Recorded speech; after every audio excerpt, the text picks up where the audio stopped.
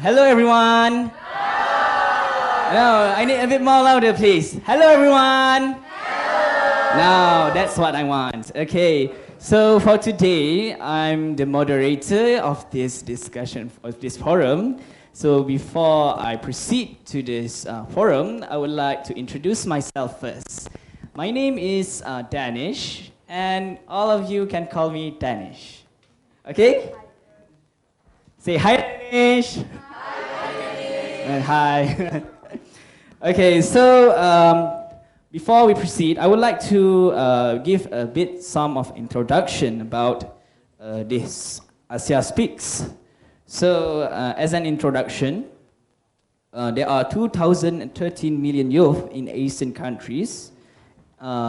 This is the largest cohort of Asian youth. Do you know that? No, you didn't know that.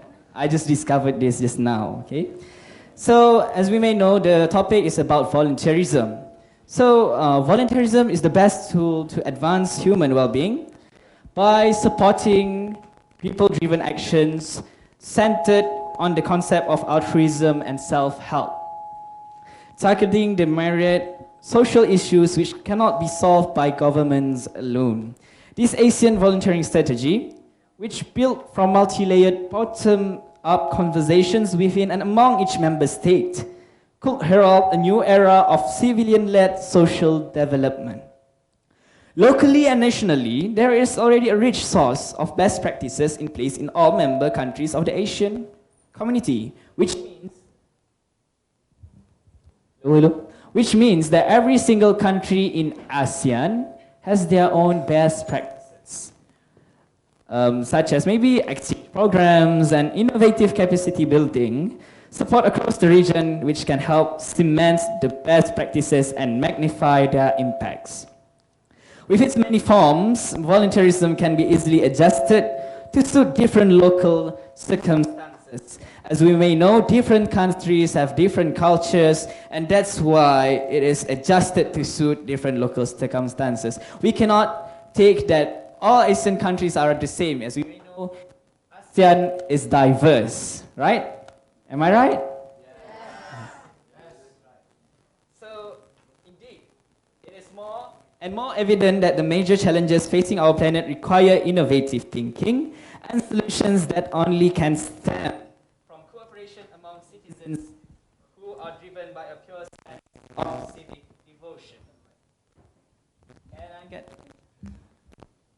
Hello? That's more important. So, volunteerism is probably the oldest form of human endeavor based on mutual cooperation and respect. Founded on a common shared intent to progress and advance as a community or society.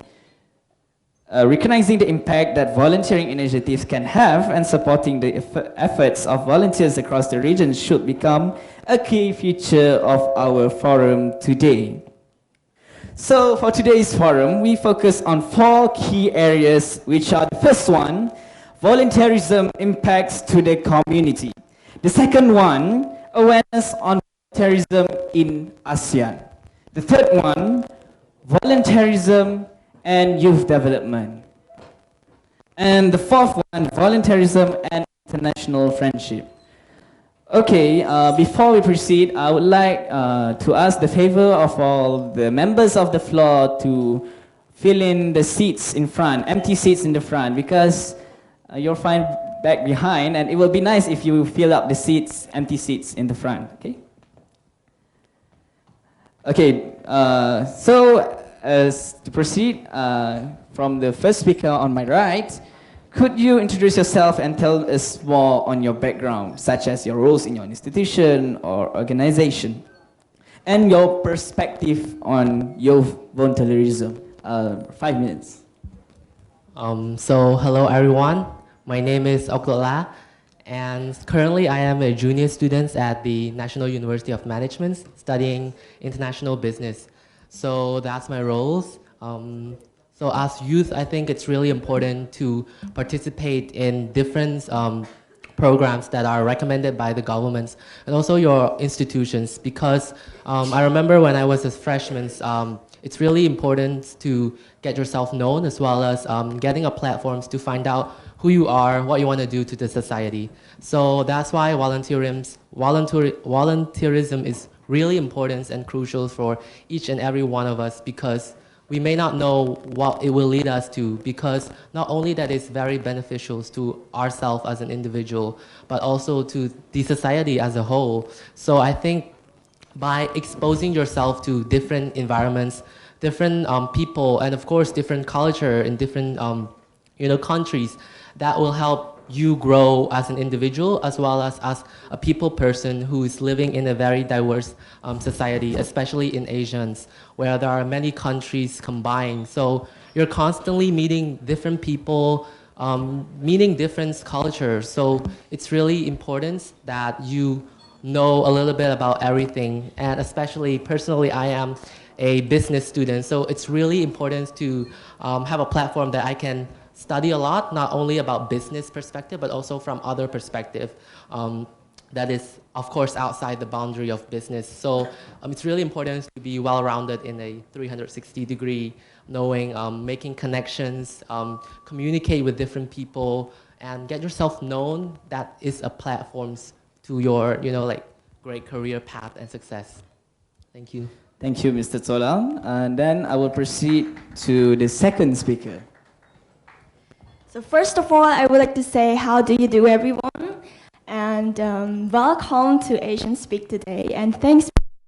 And my name is KIMCHENG, and I am study at National University of Management in year 2. And for nowadays, I am really passionate about volunteering. It means that I really love volunteering. So from my perspective on youth volunteerism, you know what? As a volunteer, when you put yourself into that volunteer job, you can know your life career and you can fulfill your life very meaningful way. And it's not only you can have a soul, you can involve to solve the issues of community. It's very beneficial work for your community, your country, and it also benefit for yourself, as everyone here is a youth, right? And I am a youth too, so I need to be responsible. I don't need to think that I am just a little girl. I am a woman, and I need to put myself in a responsibility. So this is the meaningful meaning of the youth volunteerism. You have to think that yourself have responsibility. It's not waiting for someone to put responsibility for you, but you can, self-learning, you can travel to different places and you can see what is the issues. And through those kind of action, you can actually get it from your institute of the school that you study. And sometimes you go out, you can see it really, you can see it, impact your community. So it's really meaningful to do volunteer jobs. So that's why I'm here, and that's why you are here. Thank you. Thank you, Mr. KIMCHENG, for the introduction. Then I would like to proceed to the third speaker on my left. Good morning, Swastika, and Selamat Pagi. My name is JESLINA SHEREEN anak Patrick GUDA, and I would like to give a little bit background about myself. Because in Malaysia, we believe that tak kenal maka tak cinta, which means if you don't know someone, then you won't love them. So basically, I'm a high school graduate. I'm 17 and turning 18 this year. I've just participated in volunteering activities. So I've heard of volunteering, but I've never had the chance to actually volunteer. So I joined this program, which is MFLS, Malaysian Future Leader School, and through this program, I was actually exposed to volunteerism. So today, we are talking about volunteerism and our parts as youth. What is volunteerism? Volunteerism is a good deed that we are willing to do, that is not forced into us, that is actually programmed in us. Volunteerism comes from the heart. And from our group discussion just now, there's a saying, the heart weighs greater than money. So that means that to do volunteering, it must come from the heart. But when we do things with our heart, we also need to use our mind, which is why we need to change our mentality to upgrade the youths of today to be more active, to be more involved in volunteerism. So I would like to invite all speakers and all the audience here today to actually engage in our forum today. Thank you. That's all for me. Thank you, JESLINA, for her opinions about youth volunteerism. Okay, I would like to continue to the fourth speaker, and you may have the floor now. Assalamualaikum and a very good morning. Mother Teresa once said, "Not everyone can do great things, but everyone can do small things with great love." What can we talk or what can we see about volunteerism through this action is that volunteerism doesn't necessarily need to be something so big. Doesn't mean that you have to step outside of Malaysia, outside of Cambodia to actually serve the community there. We can just do the smallest things, picking up the rubbish by the road, or even just giving a smile to someone else. It is a good deed that you are willing to do without wanting anything back in return. Hi everyone, my name is ALYA IMANINA binti DZULKHALIF. I'm 17, turning 18 this year on the same day as JESLINA, and I'm from College Abdul in Kuching. I'm also a participant of MFLS Tier 3 with all of you today, and to all my Cambodian friends, Swasdai, my name is ALYA. On the idea of volunteerism, a lot of us think that the biggest thing or the biggest idea about volunteerism is being able to get out of Malaysia, able to get out of your country and serve the children from war, feed the homeless, make soup kitchens for them. But to me, volunteerism doesn't necessarily need to be something where you go out and serve these children. It can also be something that you are willing to participate in. For example, this whole MFLS thing. It is something that you are willing to participate in without wanting anything in return. I don't think they pay us in any shape or in any form for us to join MFLS. Also, why is it so important that the youth should take part in volunteerism? I think that youths actually play the biggest role in volunteering themselves towards these activities in which they can help to not only contribute to their society, but to society around the world.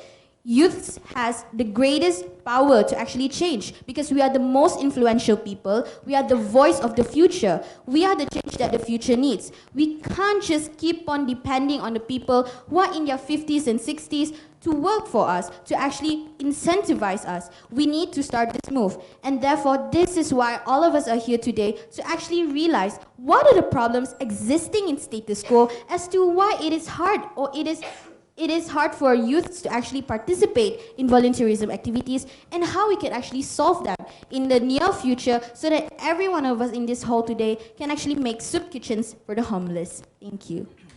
Thank you, IMANINA, for her very great and concise opinions about youth volunteerism. So what can I conclude from all of the four speakers is just that volunteerism, youth volunteerism itself has a very, very, very subjective meaning. Every single one of the speakers has their own opinions and thoughts on how and what youth volunteerism means for them, right? And I like what the four speakers say. Volunteerism has to be big. It can be small. It doesn't mean that you need such a huge amount of budget to build schools. Maybe as small as feeding the homeless, it's called volunteerism.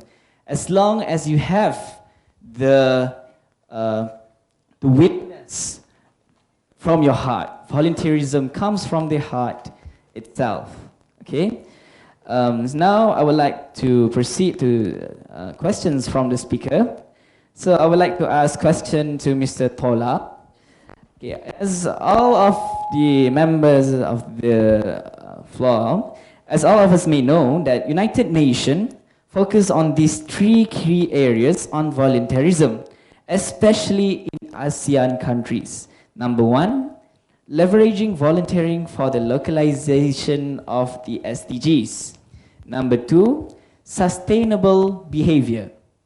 And the third one is developing skills for life and work. So my question to you, Mr. TOLA, how far the Sustainable Development Goals, the SDGs, could help stakeholders to involve in the policy-making process and to implement effective programs in youth volunteerism activities? So thank you for your questions. So I think SDG, or Sustainable Development Goal in general, is a very broad term. So I think, but its vision is to help tackle problems, major problems in society and in the world also, that is hindering our developments, or maybe unequal developments between different countries. But I do think that in order to answer these questions, we must first look at who are the stakeholders in this whole society? Who are the stakeholders that are actually involved in SDG? Well, I think SDG is very big, it's humongous. So I think the society itself is involved. The society itself are the stakeholders of SDG. However, they have different effects, indirect or direct effects.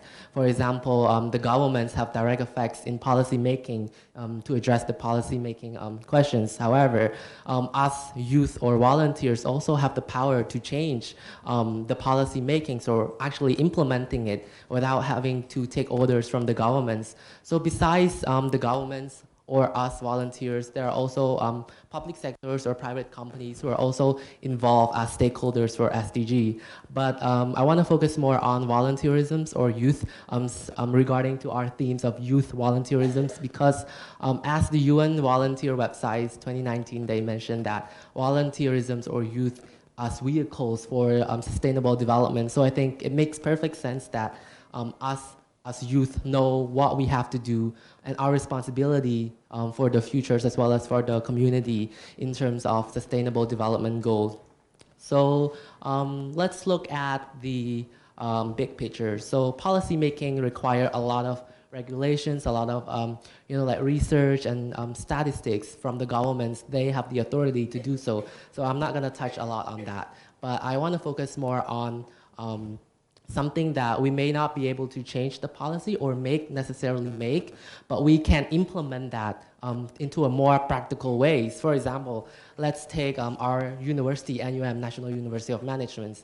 Each year, there are students who actually pay their own money, efforts, and time traveling to different provinces to plant trees, which is SDG 13, right? Climate change, climate action. So I think in that sense, we can see that they're really giving their best.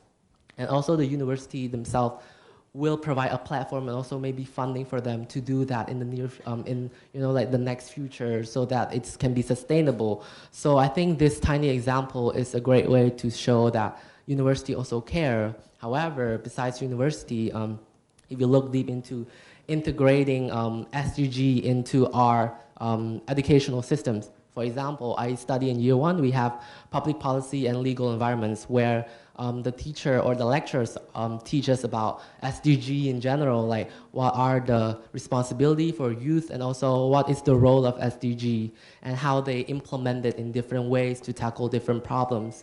So I think this is a way of contributing to the policy making, making SDG a more significance and injecting this and soaking this sort of like environmental matters into each and every individual, so that because a volunteer itself, it's as simple as you're not forcing other. It has to come from inside. It has to come from your own willingness.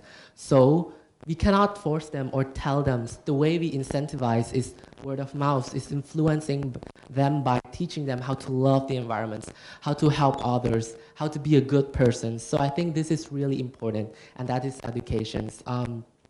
So furthermore, I think besides from institutions, public sectors, and the governments, there are also youth. So we are really important in terms of implementing this. For example, the case of Cambodia, like garbage youth, a few weeks ago, they actually went to Bang Trabike areas to clean, to take out the trash by themselves without anyone telling them. So I think it's really important. What we can learn from this is that nobody is telling them. The government doesn't say that, oh, you need to clean. Yes, there are policy that, you know, making the world better, clean your city. However, without practical implementations, the government cannot foresee every single details of the city. So that's where we as youth individual comes to play a role, is that whenever we see a problems, we need to go out there and be, you know, be the solutions ourselves, try to clean the trash. So in that way, I believe that they are very successful in terms of raising awareness on, you know, environmental awareness, like life on the land, which is also one of the SDG. So I think by doing that, it shows other people that, hey, SDG or volunteerism isn't bad at all. At first, people thought they were crazy. You know, they actually went to the actual road and like pick up the trash one by one. Like nobody paid them to do it. So I think, in a way, it's sort of like volunteerism is also like PR, but not for commercial purpose. It's more of like less talking, more doing. So the more you do, the people will get the message clearly that, oh, it's something that's coming from your own willingness, and even just as students, you have great impacts on, you know, the society as a whole. So besides from youth and the governments, there are also another sectors which are public companies or private sectors. Let's take the example of ministry. So how they can contribute to SDG are prioritizations. So different ministries have prioritized the SDG goal differently. For example, take the Ministry of Environment. They will, of course, prioritize their own CSR, corporate social responsibility, more towards the environment, life on the lands, and also something like that, climate change, climate actions. While us, the Ministry of Education, Youth and Education, we of course prioritize quality educations, just like what we are doing here. We're trying to raise awareness on, you know, quality educations, and getting platforms, trying to be to be a wonderful volunteer. So in a way, these three bubbles, which are the governments, private company, private sectors, or and volunteerism, has to be in line. So the ministry have their own visions and missions, but I think how can they contribute is that they're using their visions and missions to in line with the SDG goal. So I think those three can work together when, because they have their ultimate goal is to help make the world better. So I think these all forces can be a tremendous help and contribute to, you know, policy making, because once we are doing it, institute, universities, and public company are doing it, the government will eventually doing it as well, because the entire citizens are doing good things. How come they can't make a policy? So that's my answer. Thank you, Mr. Tola, for the opinions and for the answer. From what do I get from Mr. Tola is that he wants to create awareness and knowledge and through education, because education is the only way to create awareness among the youth, right? Because also of education, it can become, Mr. Tola also wants the youth to become more proactive and not being laid back and do nothing like that. And it reminds me of a story about the education that Mr. Tola mentioned. It's about the Japanese culture. The Japanese, during their preschool years, they were taught about discipline, the culture of cleanliness, the culture of many sorts of things. We know that Japanese are famous for that, right? They didn't learn maths and science from such an early age. They start learn mathematics as early as 10 years old, if I'm not mistaken. During the early years of education, they just learn about culture, about ethics and mannerism, which makes them become what they are right now. We can see them. If we came to Japan, they are very clean, they are very proactive, just like what Mr. Tola said. From what ways is through education. The Japanese education really give an impact towards its society. And about the PR, we as the youth volunteers, sometimes the persons at the rural areas, they are disconnected from us. And we as the youth volunteers, we connect them to not make them feel alone, to not make them feel disconnected at all. Okay? So I proceed to Miss KIMCHENG. I have a question for you. So, what are the new ways to localize SDGs, and how can volunteerism contribute to collection of data and tracking of SDGs progress? Oh, thank you for a question. So, the new ways to improve more, as we know that SDG, it's not only meaning the content of problem, but it is things that we need to take action. And that action is need to be, like connection with the content of SDG. So the new way for this question, it should be create a long-term, a long life learning. Okay, so for this I mean that we need to spread the information of SDG to the student, because nowadays, as for our university, most of the students, they take the action of volunteerism sometimes, but they really don't know that it is in the content of SDG. So the new way, we need to create something, we need to share the information to them. And another way is to encourage all those volunteerism, to encourage the youth by creating a club of volunteer in a school to give them a chance to know more, get to know more about the SDG purpose, and let them have some chance to take an action of volunteerism, like they can have the school or they can go outside the school. As Mr. Abdul mentioned about each year we also have a group of volunteers that they spend their time, their effort to do those kind of things. And another new way is it doesn't matter that the youth is not connecting to. I mean that it doesn't matter that the government not let those youth to make a policy making, but they can let the youth, allow the youth to have an action on the volunteerism. It is very important. They can have they can really have them like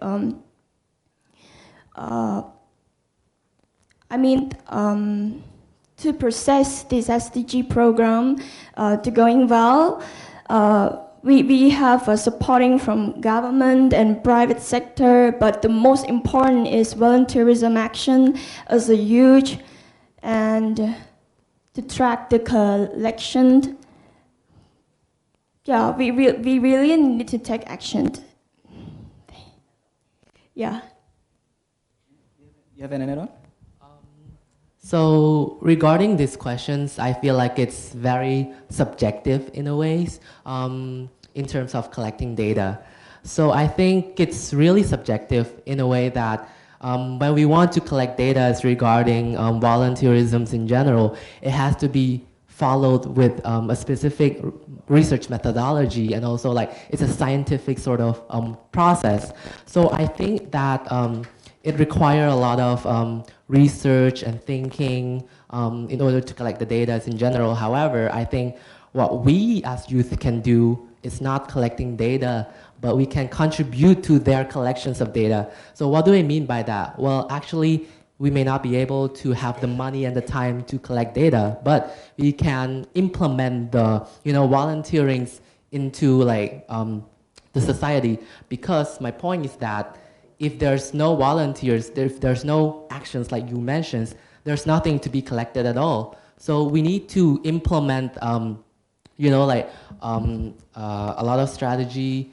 We need to volunteer ourselves to be volunteers and to do, works for the society. So that way the governments can collect data from us. We provide the data. So as simple as when a country has more volunteerings, that means the country is developing as well. And it's great because it's somehow free, because it's, like I said, it's not only beneficial to the society and the country's developments, but it's also a great platforms and very crucial for us to find out about ourselves and to be helpful for society.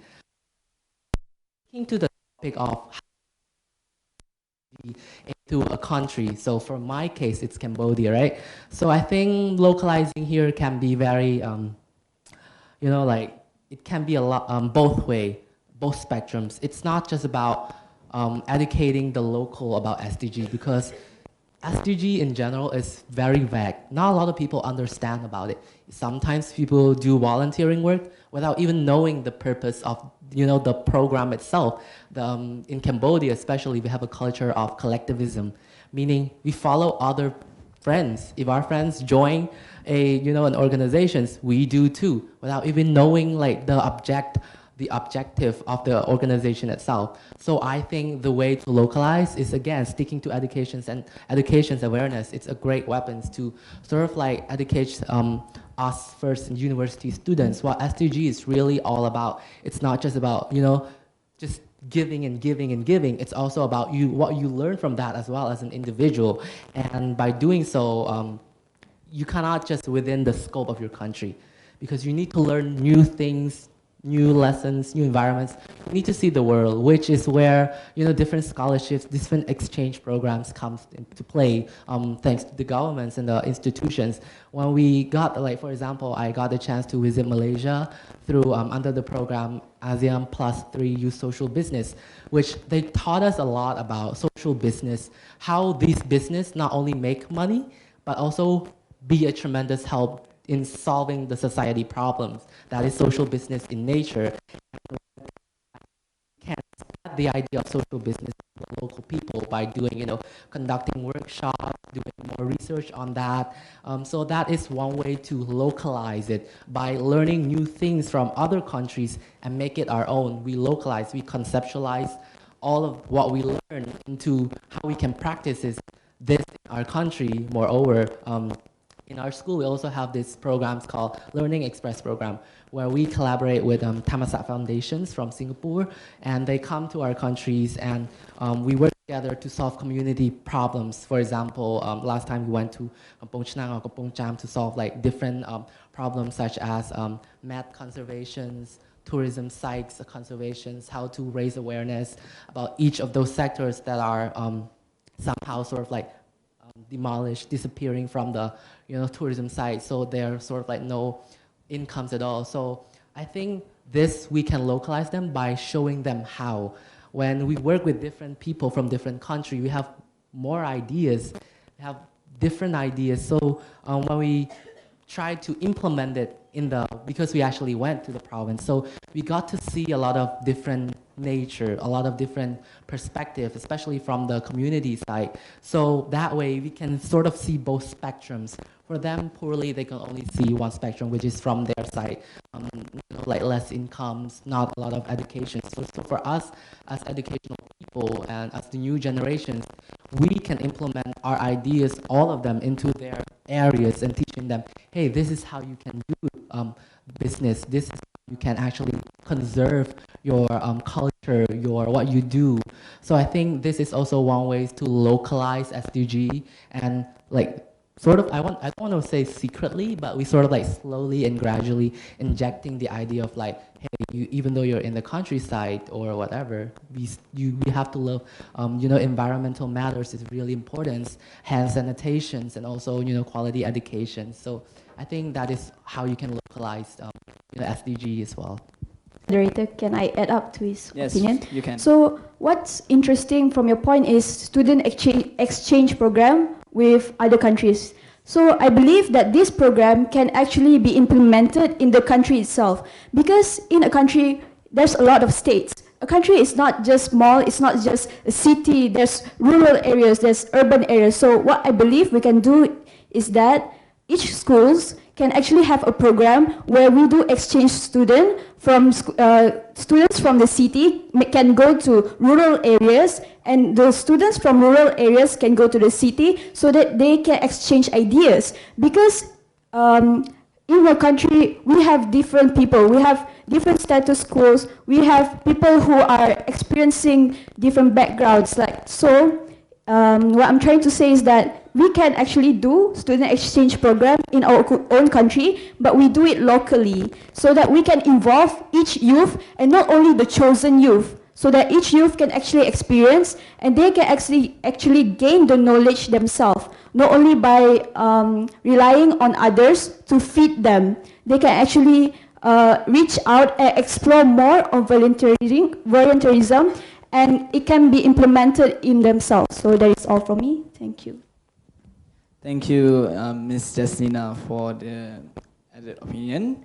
Okay, from what I get just now from the question about localized SDGs and how can volunteerism contribute to collection of data, is that Mr. TOLA just mentioned about we as the youth contribute to collection of data, not us who collect the data, because maybe the government can collect the data, or even the United Nations could make a standard parameter of how to collect the data itself. Because without a standard parameter on how to collect the data, then how does governments and countries in the world to collect the data? Because if there's no key performance index about to track the SDG progress, then the data around the world will not be valid. I mean, like, because it's very subjective. Maybe country A takes the progress of SDG in a certain parameter, country B will take in a certain parameter. So it would be nice if the United Nations could create a standard where every country in the world uses the same standard. And about the slowly and gradually, yes, I as the moderator truly agree, because I would like to share with all the audiences about an analogy. Okay, let's say if I'm the bodybuilder here. Okay, even though I'm not that tough enough, but just imagine that I'm a bodybuilder. When I want to start bodybuilding, I don't start bodybuilding myself with a dumbbell which weighs 20 kilograms. I don't start myself with 20 kilograms. I start myself with small and light dumbbell, maybe 5 kilograms first. 5, and then after 5, maybe I will do 10. After 10, 20. Slowly and gradually. Because if we do immediately, like, I am just thin man, and I just immediately weigh 20 kilogram of dumbbell. Of course, I can't even lift it at all. The dumbbell will most probably fall, that's for sure. So, that's why the speakers stress on the slowly and gradually, so it could become a culture, and it could become a practice for the communities in the ASEAN specifically. Okay, I would like to proceed to the next speaker, Ms. ALYA IMANINA. So my question to you is, as an underrepresented stakeholder, how do you see your actions or engagements could improve or solve issues in your community, and how it could lead to change for the future world from the youth volunteerism activities? You may have the floor now. All right. So the question was, how my actions and engagement could actually improve on the idea of youth volunteerism, and how can it eventually lead to change. Now, as I mentioned in my introduction earlier, we all start small. You cannot simply start big, like what Tola said and what our moderator just concluded just now. It is a gradual change. Slowly but surely, we can eventually lead to a change. So now, how can my actions and how will I engage with this society in a particular manner to actually empower youth volunteerism in the first place? The actions that I do in some sort of way will influence my youth. For example, if you are a 17-year-old and you are out there doing volunteering work. Now, let's say your volunteerism work is on social media, right? Let's say that you believe on animal rights, and then you want to actually express your opinion on animal rights, and you want to push the idea and push the narrative that animals do have rights, that they should not be used for tests for cosmetic products or food and stuff. So when you actually spread this idea online through Twitter or Instagram or even social media accounts, you're actually volunteering yourself in order for you to put yourself forth in this front line.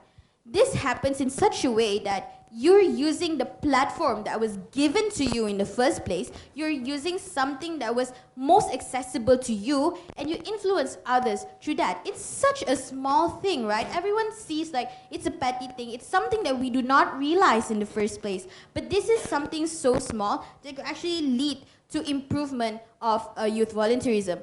I think that the narrative on youth volunteerism should change from just gravitating yourself towards trying to solve or tackle world problems. It should just not be revolving around sustainable development goals, because that is still such a long way to go. We should first put forth what are the closest to us, what are the problems that we can actually tackle from its very ground, from its top-bottom approach rather than a bottom-down approach. So in this sort of sense, I think that for you as a 17-year-old, it is quite impossible for you to go out there and collect data, for you to go out there to help people in war and stuff like that. So you should firstly do something that is most accessible to you. Then, the narrative that people should put forth, and the narrative that people should push upon volunteerism is that it does not necessarily need to be big. I said that at least 3 or 4 times today,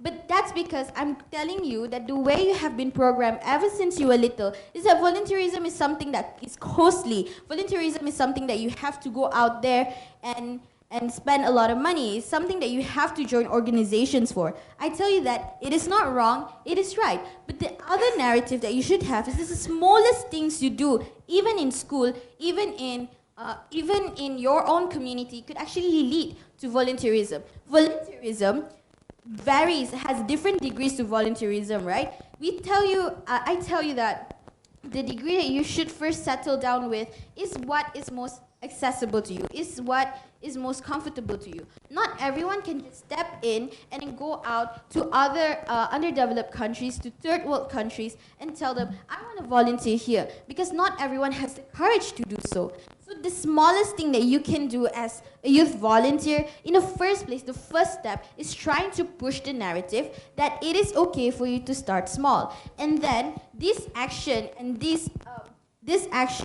and this engagement that you have with other youths will eventually influence them to do smaller things that will equal to big things in the first place. So for someone to suddenly go up and say SDG is important, they have goals and stuff and all that we need to achieve, it is important. It's true. This is something that the UN has initiated. It's something that the UN tells you, these are the problems that we need to solve in status quo. We need to solve world hunger. We need to solve poverty. We need to have quality education. But that is not something that us youths can simply do. We cannot just simply propose a letter and send it to UN. It is very hard, right, for us to do that. So the smallest things, you start with the smallest things, because for you to go out there, to go to the UN is such a hard thing to do. You need to propose a letter, you need to talk to this person, then you'll be a delegate, and then you can actually talk about your policies and start making new policies. So for people to say, for people to assume that, okay, we do this, suddenly we solve SDGs, suddenly we solve all these problems. It is not. It is right, but it is hard for us to do that. Now, like what Tola said, it should be a gradual change, slowly but surely, and then you can make a change within the society. You have to consider the fact that not all people are going to accept immediate change.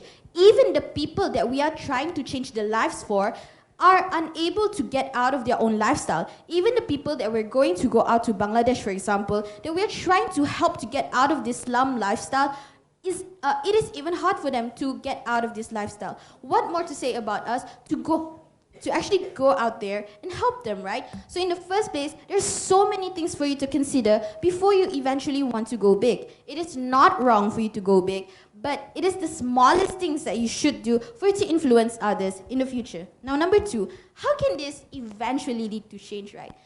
What we should all consider is that change is not something immediate. It's not something instant. It is something that is slow and needs to be done step by step for you to actually eventually have a solid change so that people won't revert back to the life that they once had.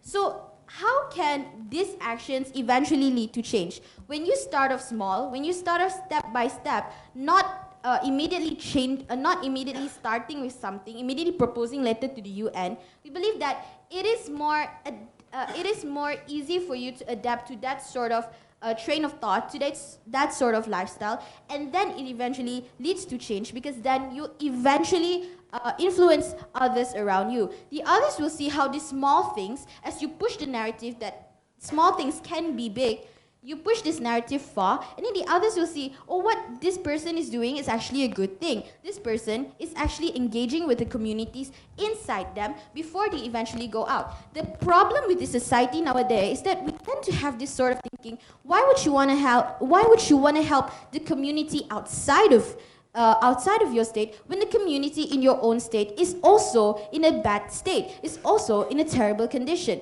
So these are the stigma and the generalization that people often had. And these are the things that we eventually need to answer throughout this whole forum, right? We eventually need to answer and find solutions to these problems and identify what the problems are in the first place. So now, when we actually lead and when we actually slightly change and move the narrative, gravitated towards the idea that people should actually start small, we think that we will better change the society, because then they will eventually know that at the end of the day, you can always start small and do big, because then the change would be solid. You will slowly adapt to their lifestyle. When you grow, you don't suddenly become 23 years old, right? You grow, you have stages where you're 1 or 2 years old and stuff like that. You don't suddenly play football. You have to fall and get up, and fall and get up again to play football. The same thing that happens with youth volunteerism. We should first change the mentality of these people and then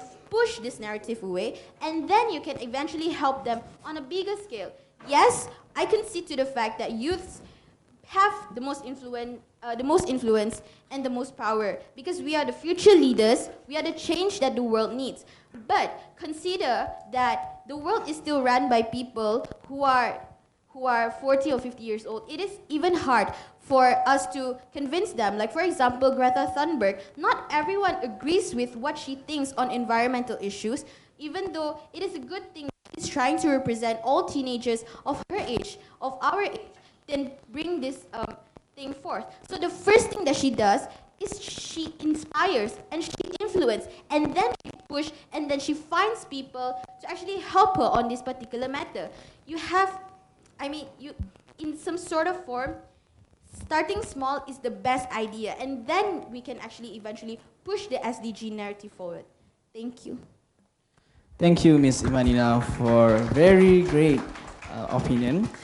Saying about starting small, there's one thing I want to say about what Ms. IMANINA said. 2 words: be realistic. Because we as humans, we tend to aim very, very high until to the moon. But actually, the reality is we are being so optimistic. It is not wrong to be optimistic, but at the same time, we should be realistic. There's one story that I would like to share. I love sharing stories with you all. It's okay? Is it okay? Okay, good. Okay, do you know the company Samsung? Yes. It's famous company from Korea, right? Am I right? It's not from Japan, right? Oh, okay. The Japan one is Sony. Okay, Samsung. Do you know that during the first years, during the early years of Samsung, they only sell dried fish? Can you imagine? Can you believe that? Samsung started as a company who sells dried fish. And can you imagine in the future, not in the future, in currently right now, not only dried fish is not there anymore lah. I don't think there's Samsung dried fish anymore. Currently Samsung has washers, phones, laptops, tablets. It evolves. It starts from a very small and humble business to a very huge company that literally helps in the GDP of Korea. As we may know, the country Korea, they were divided, right, from the Korean War.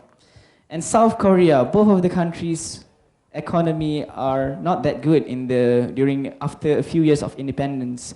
But South Korea specifically, they stand up.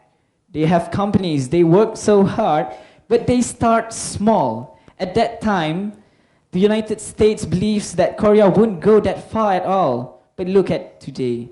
They are one of the biggest economies in the world, which is literally that can compete with the US, Japan, and China itself. Okay, I would like to proceed to the next question to Ms. JESLINA. So from the education perspective, how do you see the challenges or implementation for the youth volunteerism activities? And the second one is any recommendations to improve? You may have the floor. Okay. So first off, the challenges that we have through education, is it? Yes, from the education perspective. First of all is mentality. Now, we can see that youths are passive in volunteerism. There are still numbers of youth that are not engaging, they are not active in volunteerism. So first of all, the challenges that we have to face is changing the mentality, revolving their mentality to become a volunteering society. So from what Ms. KIMCHENG actually started in her introduction is responsibility. We need to implement in youths that they are responsible for everyone. They are responsible in the society. We should not only say that, oh, this person is doing it, so I don't need to do it. No, we need to change the mentality and say that they are involved, they are responsible, even in the smallest matter. They are worth in our society, and that their action are actually a big impact in our society, and that the action that they do can actually upgrade our society and let us to have a more developed community. And next is actions that we can do. So I would like to propose that each school to actually have a club, a volunteering club, or for example, Yayasan Sukarelawan Siswa in Malaysia, in which it involves all university students to be involved in volunteering, not only in the country, but also globally, internationally. This can actually spread awareness to youth so that they can actually take part in volunteering. Not only adults, not only elders, not only depending on others, but they can actually start with themselves. They can actually take actions and help others by helping in terms of educating. Maybe they can teach students in rural areas. For example, what we have done in MFLS, so before we went here, we had a volunteering program in which my group, we were actually sent to Rohingya's children, and there we actually educate and learn from them. Through volunteering, actually, it is a win-win situation in which we volunteer and we teach others, and in return, we actually learn from others, and we can actually increase our happiness, increase our well-being and their well-being. So, from my experience, when we went to Rohingya, we could see that they are in a rough time, they are in a rough situation, but then they manage to live their life. They manage to actually learn. They manage to actually accept new things, accept ideas and all that. And in return, actually, there's a kid who's smaller than me, who's actually 3 years old, and he opened up an Arabic book and he taught me Arabic language, which I don't even know at all. And in that sense, we should actually implement clubs so that students who are involved in these clubs can actually explore and introduce themselves to other societies in their community so that they know that they are actually important in playing a part in their society. They are actually important to do even the smallest thing to bring a big change in our community. Just like a saying goes, a drop of water will flow throughout the sea. So that is all for me. Thank you.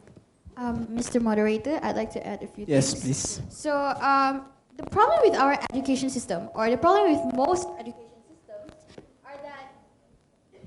is that we tend to be more gravitated towards getting good grades in comparison to moral values or implementing values within our children, which can actually be seen today, how we are more gravitated on having good grades. Anyways, so like what our Mr. Moderator, who's very handsome today, said, that the Japan education system is that they started off by teaching their children the values that they should be having as they turn into adults. These are the values that shape them into the Japan that we know today.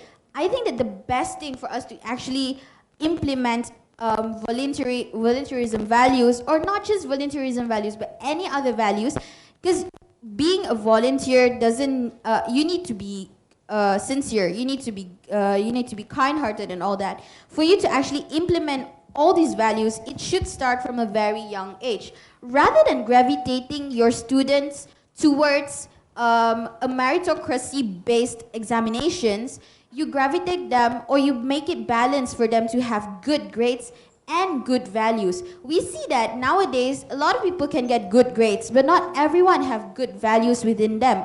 If you implement good values within these children from the very early age, and then you will eventually have children or students who will get good grades because of the good values that they have learned from a very young age. So what can the government of any nations improve on is to improve on the syllabus. Maybe have a few hours per year that they could allocate for these students to have volunteer activities, so that they can actually learn about why is it so important for us to volunteer, why is it so important for us to help. Then there will be some sort of a visual representation of why they should help people in need. And this sort of thing should be implemented from a young age, so that when they grow up, they don't suddenly find out about volunteerism, and when they go out to help homeless people, they're like, wow, homeless people. We don't want that. We want them to know all these things from a very young age, so that as they grow up, they will learn the value even more, and then we won't have to push a lot of things on them again. Since we have a limit time, so I just want to add one more point. So the challenge is, the concept of parent, or the culture of parent nowadays, because sometimes they don't really understand that their kids going to a society is a good thing. In fact, in our country, just like some province far away from Phnom Penh, it's really, complicated that the parents, they don't know about the information at all. So the recommendation for this point, we should, or the government or company, they should go to educate them, or the government, they should have a statement like, currently I listen to a news that our prime minister, they have a speech that they encourage the people to do online business. So all the people nowadays, they have online business. So if the government, they give a assessment like volunteerism is very powerful, and we don't need only young people, we need old people to do it together. So I think that it could help. So this is a recommendation. Thank you. Thank you. Do you have 2 minutes? Okay. Since we have 2 minutes, I'll speak fast. Okay, so I think it's really interesting how you mentioned like grades. Like when students think of volunteering, they think about balancing between morals and getting good grades. Doing a lot of volunteering work does not mean you will get a bad grade at all. It just means you have to do extra work. It just means you have to be, like you said, have to sacrifice yourself to the society, not just for yourself. And I think it's really important to understand that the purpose of volunteering work isn't just giving. It's also about learning. For example, you can better prepare yourself for your, career path as well in the future, because when you join a volunteering works, you gain two things, which first, tangible proof, which are the physical certificates saying that, oh, you have participated in a specific program like this one, or being certified in your CV that you have been doing a lot of volunteering work and have been done a lot of great things to the society. But more importantly, and also most importantly, is the intangible proof, which are the practical experience that you're getting from each of those work. For example, leadership experience, communications, and presentation as well. So those experience can be really useful. You may not think that it might be useful, but it can be really useful for your career path, especially if you're working in, like big companies. Those are the kind of soft skill that you can gain from volunteering work. And I think for Cambodia, the #1 problem for freshmen are not knowing which platform to take. Once you freshly graduated from high school, you don't know what to do. You don't know where to go or who to look for if you want to do volunteering work. So I suggest my recommendation is to stay updated. Like you said, it starts from something small. Start from yourself. Talk to other people. I'm sure they have done volunteering work before, and you can, connect with them and be a part of volunteering work by simply asking questions or talking to them. Or, with social media these days, hashtag, likes, and comments, you can totally find out a lot of platforms, for example, JCI or ISACs. It's a collective sort of organization. It's non-profitable organizations where teach students about, quality educations and also climate actions as well. So I think my recommendations for a lot of Cambodian people, especially freshmen, if you don't know where to go to, I suggest talking to your friends or asking lecturers for these kind of works. That is your first steps. Thank you. Thank you, Ms. KIMCHENG and Mr. TOLA. Okay, because we're running out of time, then I'll proceed to closing remarks. Without further ado, I would like to invite Ms. IMANINA to give her closing remarks first. Only 1 minute only. 1 minute. All right, let's go. So I think that with the idea of youth volunteerism, the biggest thing that you can actually get from today is about SDGs, #1, because it's the first thing that was being brought up. And #2, how changing the narrative about volunteerism is so important so that it will enable you to continue doing volunteerism in the future. Now, changing this narrative by starting off small, I think that's the 7th time I mentioned this today. Starting off small so that you can do bigger things. That is the most important thing that I've learned throughout my whole life. You cannot suddenly do big. Mother Teresa told everyone that you cannot do big things. If you cannot do big things, then do small things with a great amount of love. I think that's the most important thing about volunteerism is that it doesn't matter. It doesn't matter in which form you are volunteering. It doesn't matter how big. It doesn't matter how small. What matters is you volunteer. What matters is you go out there and help these people move forward with their lives. What matters is that you help these people to get out of the lives that they so desperately wanted to get out of, and then you take them out, bring them, and give them the better quality of life for everyone. And this could start off small. This could just start off by you feeding the little kittens by the roadside, and then you can go big by helping the children in post-conflict areas. It is these small things that makes the world a better place collectively. If all of us here are going to do that, then eventually at the end of the day, all the sustainable development goals we can all achieve slowly but surely. Thank you, Ms. Manina. Now I would like to proceed to Mr. TOLA for closing remarks. 1 minute too. Okay, 1 minute only. So for me, I would suggest everyone to challenge themselves because it's, as they say, it's not how good you are, it's how good you want to be. So if you think that you have the power and the voice that you want to share out there, I suggest you go ahead and do it without thinking about other people because doing volunteering work can be very scary, especially for introverted people, because it's require a lot of talking and communications to other people. It's real life experience. People will not pay you money, but people will actually tell you what to do, I'm sure. Yeah, because there are like bosses and all that. But anyways, I think it's really important to challenge yourself outside the box. Think outside the box. Challenge yourself outside of school, because school cannot teach you everything. We can only learn things as theory in the book, but in order to practice those theory, we need to go outside and do it as interns or maybe doing a lot of volunteering work, because that is the practical experience that the school cannot provide. And as they say, it's not how much you have, it's how much you want to give or how much you are willing to give. So that's all. Thank you, Mr. TOLA. Then I would like to proceed to Ms. JESLINA for closing remarks. Okay, so for the closing remarks, I would like to say that youths, Nowadays, we need to step up. We need to use our voice and the platform we have to be more engaged in volunteerism. So in SDGs, the first goal is no poverty. And the major stakeholders in this goal is actually children. And who are the closest to children? It is us. It is us youth. And we should actually take part, and we should actually be more serious regarding this matter. I would like to say that I really love this forum today, and I hope that everyone will actually get something and not just listening and looking at us.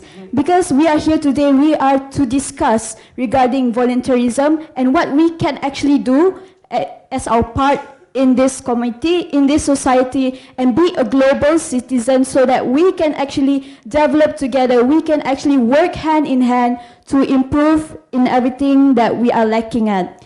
And lastly, volunteerism is an act of willingness. It is from the heart, it is from sincerity, but we need to remember, to do things from our heart, we need to use our mind.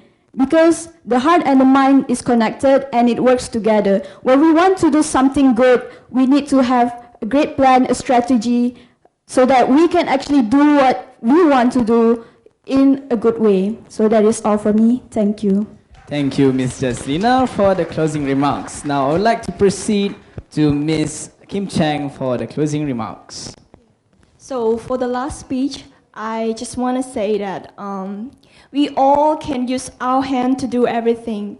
So volunteerism also need all of you here. So start from today. If you are not ready to be volunteerism, you have to be ready from now. Because you can see that volunteerism bring you to the different places, help you to improve yourself, use your strong help people. And as I say again, when you put yourself in the work, in the volunteer work, you will find the meaning of your life. So thank you so much. Thank you, Ms. KIMCHENG, for the closing remarks. Well, due to time constrictions, I am sorry that we don't have any questions and answer sessions. Okay, so the last thing is the closing by the moderator itself, which is me. Okay, so let us hope the leaders of the region realize the strategic importance of investing in volunteering efforts for a better, fairer, and stronger community of nations, where people's aspirations are matched by actions, not just imposed top-down, but creatively designed with the ingenuity and hard work of the region's multitude of volunteers. Southeast Asia especially can truly become a beacon for citizen-led solutions which, starting at the grassroots level, can shape more inclusive and transformational policy making. Linking grassroots practices with policy making and advocacy will remain essential. Volunteerism, while often indispensable despite lacking support, works best when it is aligned with government policies, complementing and strengthening them from the bottom. I have a quote. Before I end this forum, I would like to share with all the audiences a quote. You know, during volunteerism activities, sometimes volunteers feel very down and they don't want to volunteer because of challenges that they face. So I have a Japanese proverb, Nana korobiya oki. What does that mean? Fall down 7 times, stand up 8. Okay?